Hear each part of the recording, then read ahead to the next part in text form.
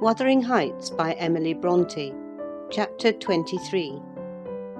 Recording by Ruth Golding.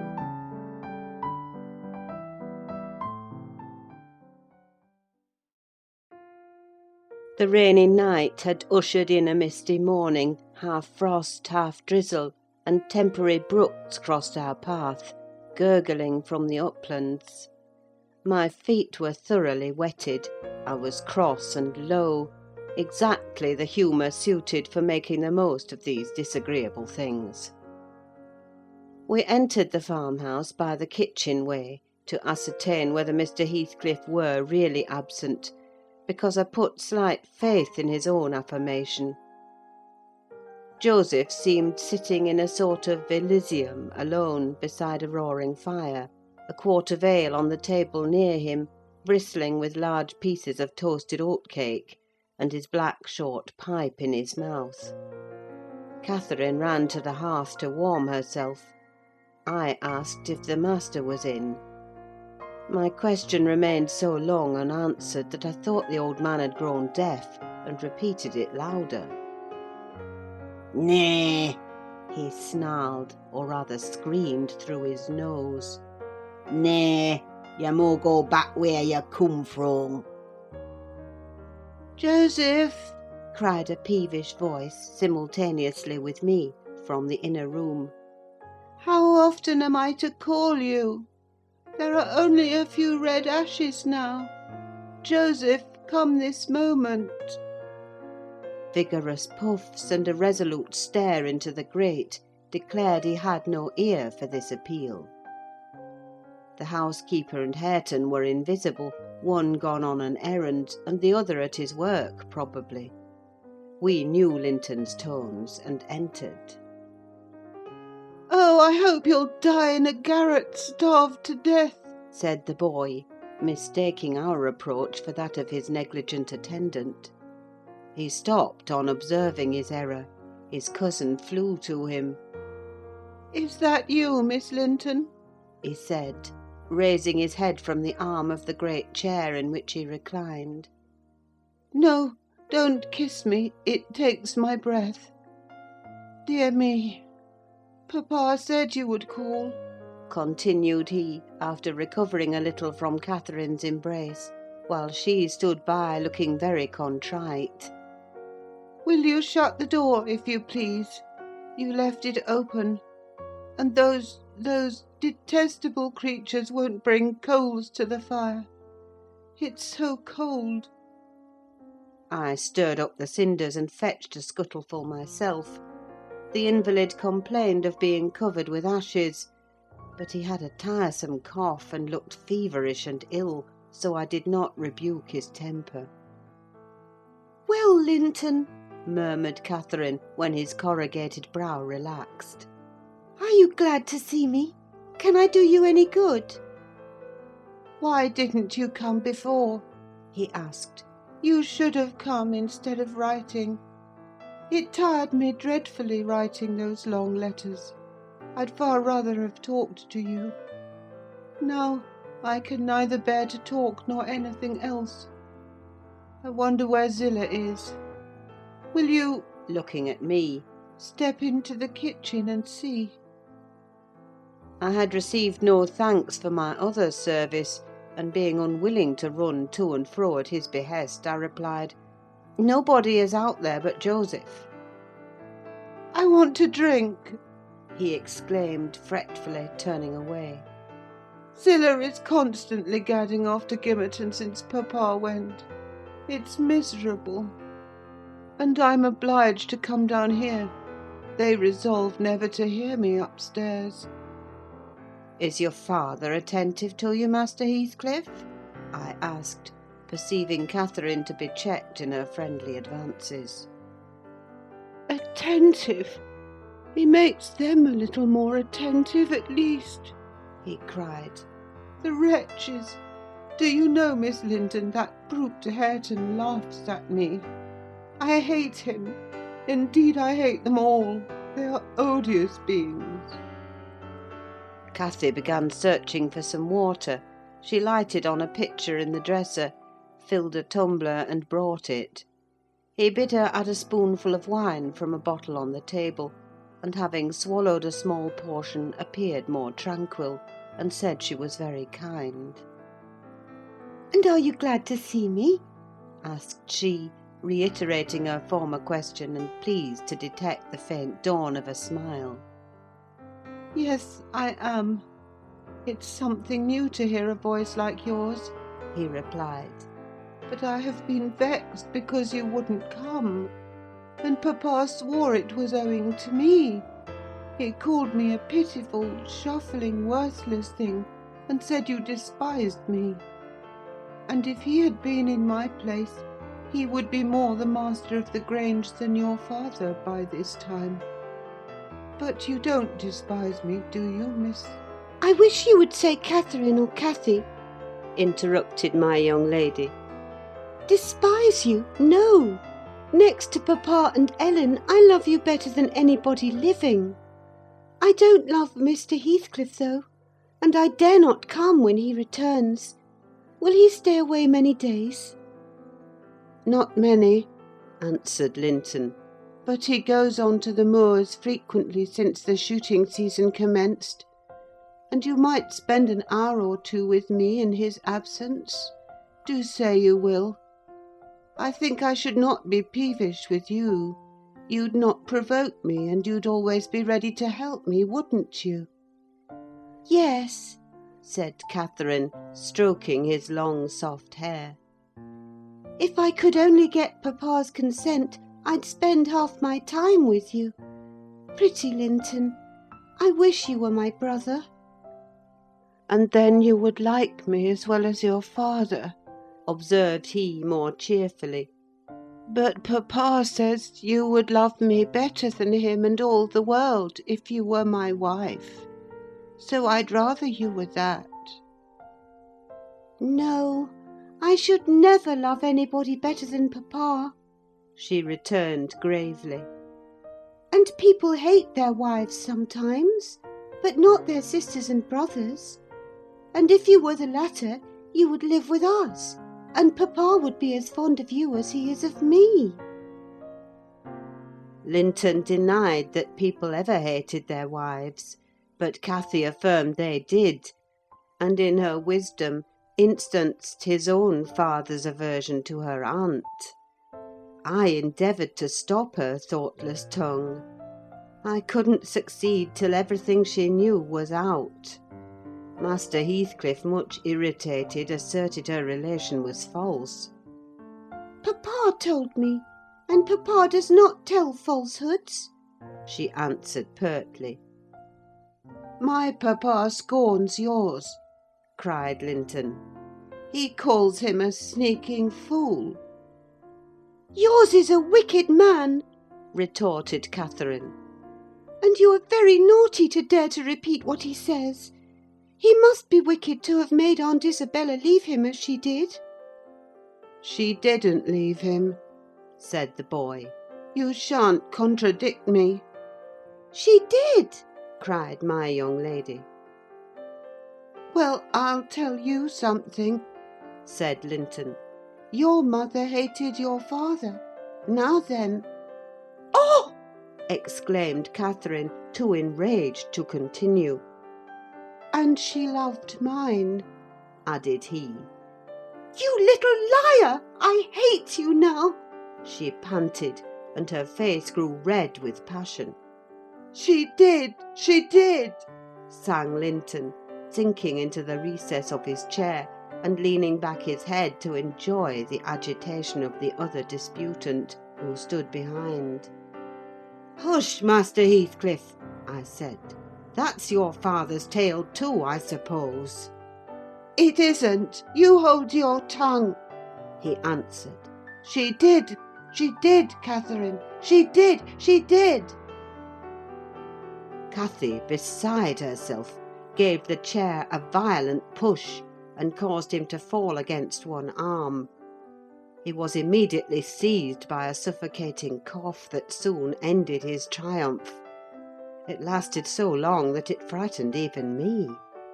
As to his cousin, she wept with all her might, aghast at the mischief she had done. though she said nothing. I held him till the fit exhausted itself.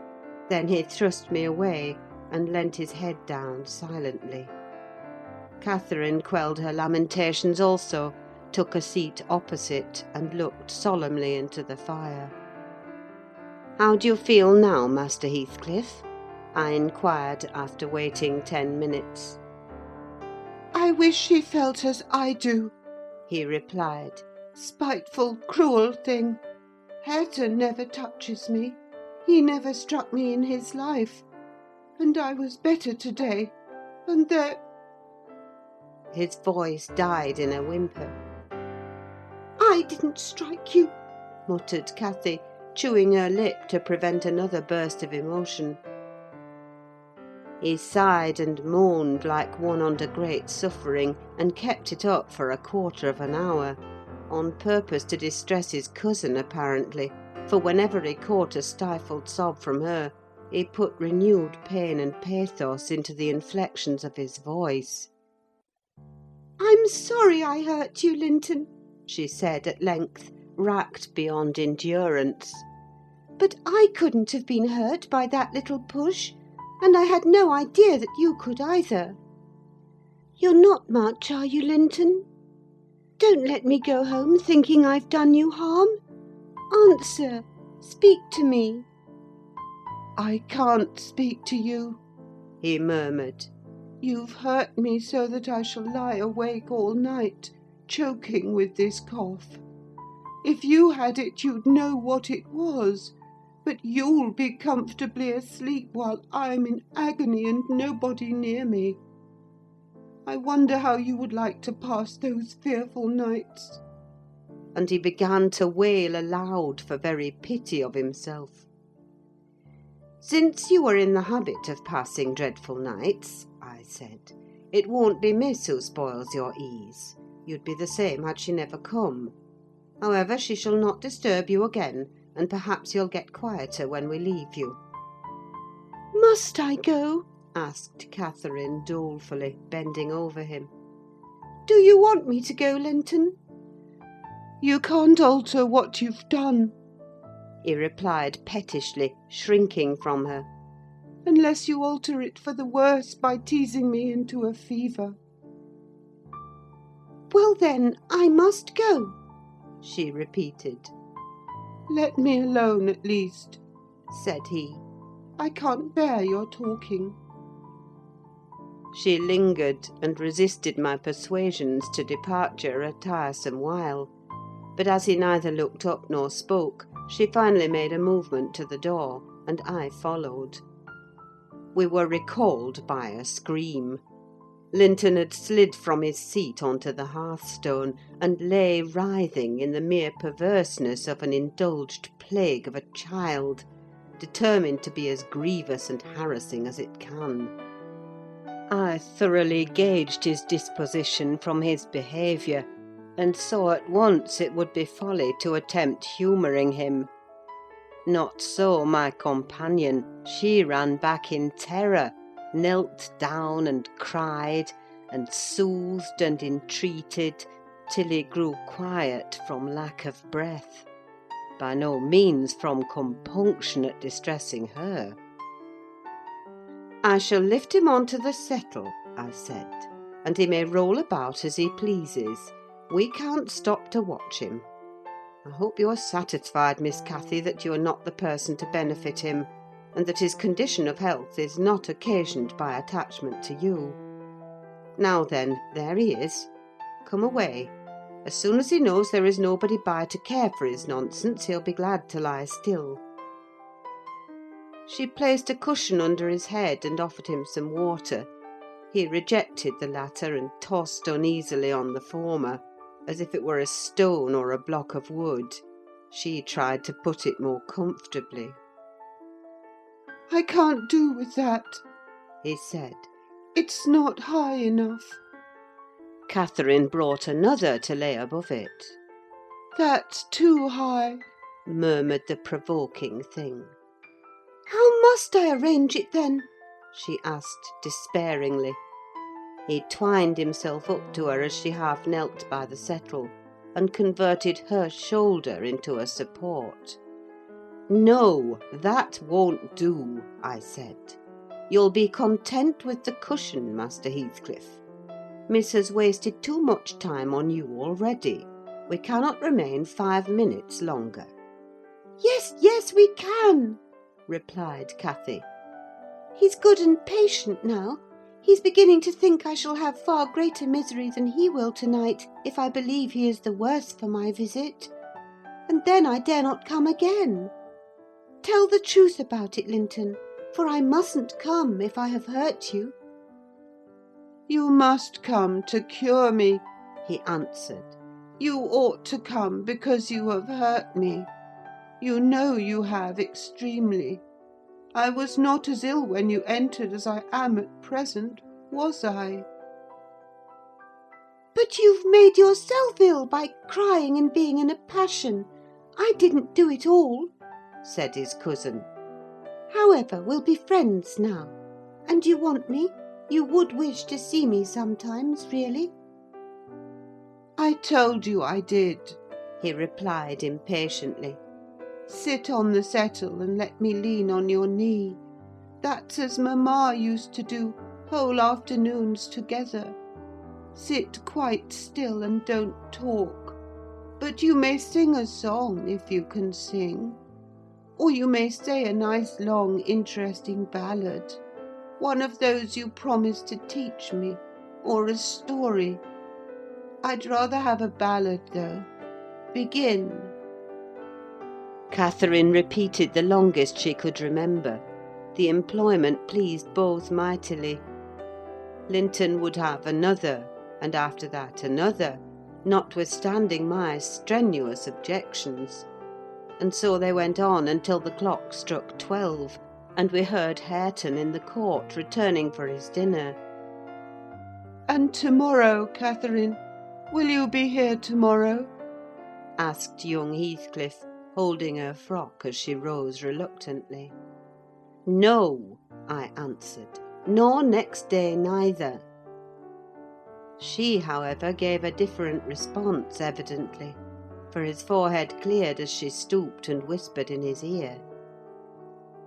"You won't go tomorrow, recollect, miss," I commenced, when we were out of the house. "You are not dreaming of it, are you?" She smiled. "Oh, I'll take good care," I continued. "I'll have that lock mended, and you can escape by no way else." "I can get over the wall," she said, laughing. "The Grange is not a prison, Ellen, and you are not my gaoler. And besides, I'm almost 17. I'm a woman. And I'm certain Linton would recover quickly if he had me to look after him. I'm older than he is, you know, and wiser. Less childish, am I not? And he'll soon do as I direct him, with some slight coaxing. He's a pretty little darling when he's good. I'd make such a pet of him if he were mine. We should never quarrel, should we, after we were used to each other? Don't you like him, Ellen?" "Like him?" I exclaimed. "The worst-tempered bit of a sickly slip that ever struggled into its teens. Happily, as Mr. Heathcliff conjectured, he'll not win 20. I doubt whether he'll see spring, indeed; and small loss to his family whenever he drops off. And lucky it is for us that his father took him. The kinder he was treated, the more tedious and selfish he'd be. I'm glad you have no chance of having him for a husband, Miss Catherine." My companion waxed serious at hearing this speech. To speak of his death so regardlessly wounded her feelings. "He's younger than I," she answered, after a protracted pause of meditation. "And he ought to live the longest. He will. He must live as long as I do. He's as strong now as when he first came into the north, I'm positive of that.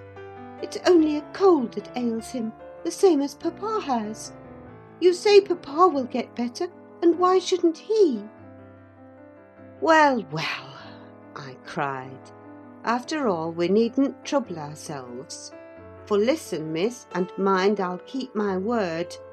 If you attempt going to Wuthering Heights again, with or without me, I shall inform Mr. Linton, and unless he allow it, the intimacy with your cousin must not be revived." "It has been revived," muttered Cathy sulkily. "Must not be continued, then," I said. "We'll see," was her reply, and she set off at a gallop, leaving me to toil in the rear. We both reached home before our dinner time. My master supposed we had been wandering through the park, and therefore he demanded no explanation of our absence. As soon as I entered, I hastened to change my soaked shoes and stockings, but sitting such a while at the Heights had done the mischief. On the succeeding morning I was laid up, and during 3 weeks I remained incapacitated for attending to my duties, a calamity never experienced prior to that period, and never, I am thankful to say, since. My little mistress behaved like an angel in coming to wait on me and cheer my solitude. The confinement brought me exceedingly low. It is wearisome to a stirring, active body, but few have slighter reasons for complaint than I had. The moment Catherine left Mr. Linton's room, she appeared at my bedside. Her day was divided between us. No amusement usurped a minute. She neglected her meals, her studies, and her play, and she was the fondest nurse that ever watched. She must have had a warm heart, when she loved her father so, to give so much to me. I said her days were divided between us, but the master retired early, and I generally needed nothing after 6 o'clock. Thus the evening was her own. Poor thing! I never considered what she did with herself after tea. And though frequently when she looked in to bid me good night, I remarked a fresh colour in her cheeks, and a pinkness over her slender fingers, instead of fancying the line borrowed from a cold ride across the moors, I laid it to the charge of a hot fire in the library. End of chapter 23.